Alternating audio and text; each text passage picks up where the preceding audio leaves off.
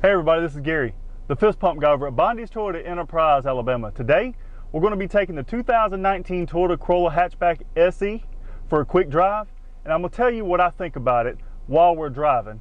I've got the camera set back so I can't see it, so that way everybody knows I'm being safe. Stay tuned.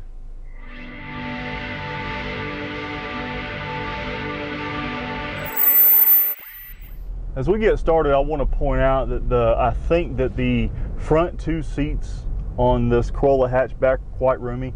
I'm 6'5". I still got plenty of headroom, got plenty of knee room. The seat's not all the way back, so I could definitely ride comfortably in this car for some time. But I will say the back seat passenger would have to lay down, and it's not as much room back there as I would have liked to have seen. I have done a couple videos, or I'm about to put a couple videos out of my top 3 likes, top 3 dislikes. I have done a written review of this car, the 19 Corolla Hatchback, thefistpumpguy.blogspot.com. So what we're going to do is we're going to take this thing for a ride, and I want to talk about it a little bit. This 2-liter engine is direct fuel injections paired with a CVT transmission with a launch gear, and it's got 10 shift points on if you want to use a manual part on this. Obviously they do offer a manual, but I haven't driven it yet, so I'm not going to review it right now.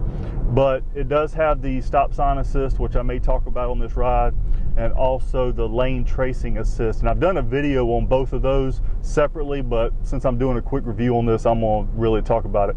Now, this 2-liter engine, it has 168 horsepower, 151 foot-pounds of torque, okay? Now, it's a lot more responsive, and until you drive one, it's hard for me to really explain. It's more responsive, even because typically I don't really like the CVT so much. And this one's a lot smoother, and it's a lot, it shifts a lot better. When I say shifts, it's just a smoother ride than the other CVTs in the Corolla sedan for sure. And its 2 liters a lot more peppy. It's 30-something more horsepower than the regular Corolla sedan, and I have no problem accelerating. So from stop or from while I'm driving, if I need to accelerate, I have no problem keeping up with traffic. I wouldn't have any problem passing people on the highway or anything like that. Now, the stop sign assist just recognized the 45-mile-an-hour speed limit because I happen to look down and I'm way past it. So if you miss a speed limit, you don't know what the speed limit is. If it can read the sign, like if it's not, you know, faded out or something, it will actually show you here on your multi-informational display screen. This is a 4.2 inch on this SE model, and then the XSE would have a 7-inch, which I haven't actually looked at yet. So when I actually drive that one and look at it, I'll give you a little bit more information on that. But I basically wanted to touch on the horsepower, the performance of this car. I will say that the steering is very responsive. It's very responsive on the handling. It has a very tight turn radius.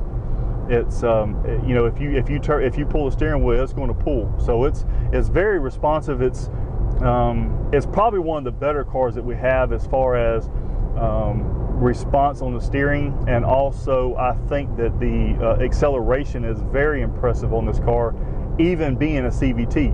And I'm gonna get over here in a minute. I'm gonna stop and I'm gonna take off from a dead stop, and I want you to see how fast that it takes off. And I'm not going to do anything dangerous because, you know, I don't want to get in trouble by Toyota or anything, which is why my camera is parked back here, because I don't want people thinking that I'm looking at the camera while I'm driving, because I've had some negative feedback on that. But I'm never going to do anything that I deem unsafe. But the way I look at it is if I expect the customer to understand it and be able to do it, I need to be able to do it, talk about it, which is why I've driven this car more than anybody at our dealership right now. We've had it for about a week, and I've probably driven it 4 or 5 times. So I'm gonna get down here to this road. I'm gonna stop from a dead stop, and I think this stop sign's approximately 50 yards, roughly. And I don't know if you can see it because of the angle of the camera. And I'm gonna see how fast I can get there. You know what kind of acceleration it is from a dead stop. This without sport mode on. Now the sport mode is a lot more responsive, so let's go. And it does have a launch gear on it. It's shifted at 5200 RPMs. I'm at 45, and that's without me really getting on it. Okay, so that's pretty quick. It did recognize that stop sign, by the way. hopefully you're not looking down and realize that you missed a stop sign or something like that and you blew through it. So you'd probably get a ticket if that's the case. So what I'm going to do now is I'm going to take a left up here, and I'm going to use the lane tracing assist, providing there's no traffic at a slower speed. And then I'm going to get on the highway, and we're going to accelerate and then see what the acceleration is from while I'm driving. And then also we're going to do on the way back, I'm going to use sport mode, and then I want to use this manual shift on here. It's 10 shift points. It's quite impressive. So if you want a car that's fun to drive, I will tell you that this Corolla Hatchback is it. But if you have kids or anything like that that has to ride in the back, it's probably not going to be the right vehicle. But I will say, because of some of the new safety added, it does have 7 airbags, it does have radar cruise control, automatic high beams, pre-collision, lane departure, all that good stuff on here. It's got a lot of new technology that I've been quite impressed with Apple CarPlay, Amazon Alexa. It's got Safety Connect standard, which is a automatic crash response, stolen vehicle alerts, that kind of stuff. And also it has Wi-Fi availability on this car. So in order to use the lane tracing assist, you have to turn your radar cruise control on, and then you have to set the speed, which right now I'm going to be at 52 or so. Okay, so set. And now what I'm going to do is I'm going to keep my hands close to the wheel. It's going to read the 2 lines and keep me fairly much in between. And I'm going around a curve, and this is really not designed for this, but I want to show you how good it is. It tells you to put your hands on the steering wheel, that kind of stuff. But if it doesn't recognize the line, it's not going to work for you, okay? So it's doing it still, but it's fixing to cross the line. I'm going to have to adjust a little bit. Okay, so I did, and it still recognized it. So now it's pulling me back and forth. So I'm going to cancel that and get over, so I can actually, and make sure you're using your blinker on these with the lane departure alert, because that lane departure will beep at you and it'll try to correct your steering. There's not going to be something that's deemed unsafe, you know, if you do correct your steering, but it's not a big deal. So what we're going to do is I'm going to get down here on the main highway and get in with some heavier traffic and see how this car performs, because I've only driven it, you know, lower speeds for the most part. I have tested out the acceleration from stop. I've tested out some of the acceleration while I'm riding, but this is the first time I've actually recorded it, so welcome on the ride. So I did record this a while ago, I thought, and for some reason my phone didn't record it, so I'm hoping right now it's recording. So now I have done a couple of videos on the hatchback so far. I did a walk around on it. I did a video how to use the lane tracing and the road sign assist and the demo. I've already shot 2 videos. I shot one on my top 3 likes, my top 3 dislikes. I've shot one of both of those, and this will be probably my 5th video that I've done on it. So I'm glad that I could get back to doing these videos, because I've been away from it for a while. Haven't really been excited about some of the changes and stuff. So I am going to do it on this car because I'm quite excited about where Toyota's headed. I'm excited about the new technology.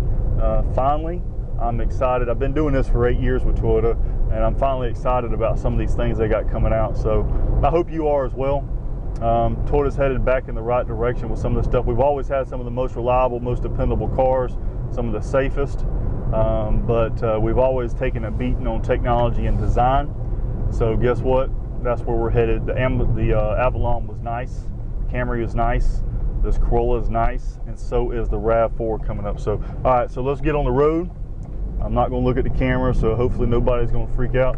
The acceleration from a rolling stop is impressive. You will not have a problem passing people on this car. I don't care. And most people say, well, I don't want a 4-cylinder, but 4-cylinders now, you know, a lot of them have a lot more horsepower and torque on them that gives it a little bit better takeoff power and stuff, and you actually gain a lot of fuel economy on it. Like I said, this one, this SE gets 42 miles a gallon on the highway. Of course, when you're accelerating like I have been to test it, it's not going to get that. So what I'm going to do is the acceleration is pretty impressive from stop and while rolling in just the regular mode. Right now I'm at about 60 miles an hour, and I'm about 14 or 1500 RPMs cruising down the road. I've got my foot on the gas. I'm not using cruise control or anything. So what I'm gonna do is stay tuned. I'm gonna get down here and turn around, and I'm going to use the sport mode and use the manual shift to see what you think. Okay, so I'm about to make a U-turn. I'm gonna reach down here in front of my shifter and turn the sport mode on, and that lady just pulled out in front of me. Okay, so now I'm fixing to get on a little bit. I'm already at 40, 50. I'm already at 60 miles an hour, and I really didn't get on it that hard, and that was in sport mode. Right now, with the sport mode on, I'm about 60 miles per hour, and I'm running about 25, 26 RPM. So you can notice the RPMs up are going to be a little bit higher, a little bit more responsive in the sport mode. So now what I'm going to do is I'm going to bump it over, and when I bumped it over doing 55, 60, I'm in 6th gear. It's showing me a manual 6th. So I'm going to downshift and I'm going to accelerate. So let's see what it does. Very impressive. I'm in 5th, 6th, 7th. Okay, so 7th gear, really responsive with the manual shift feature on this CVT. And I will tell you, and I don't know if I mentioned this already, that I'm probably more impressed with this CVT than I have been with any CVT that we've offered or that I've ever driven. And this doesn't have a turbo.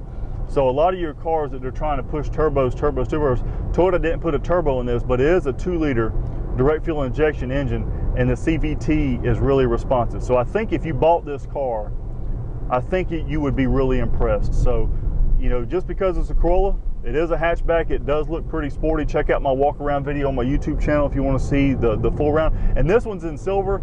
I'm not even sure silver is the best color for this because I don't think the wheels really go with it. But some of the other colors I've seen are really impressive. The new blue color, some of the colors they've offered on this is nice. So don't forget to check that out. So appreciate your ride with me today. Man, that was a fun ride.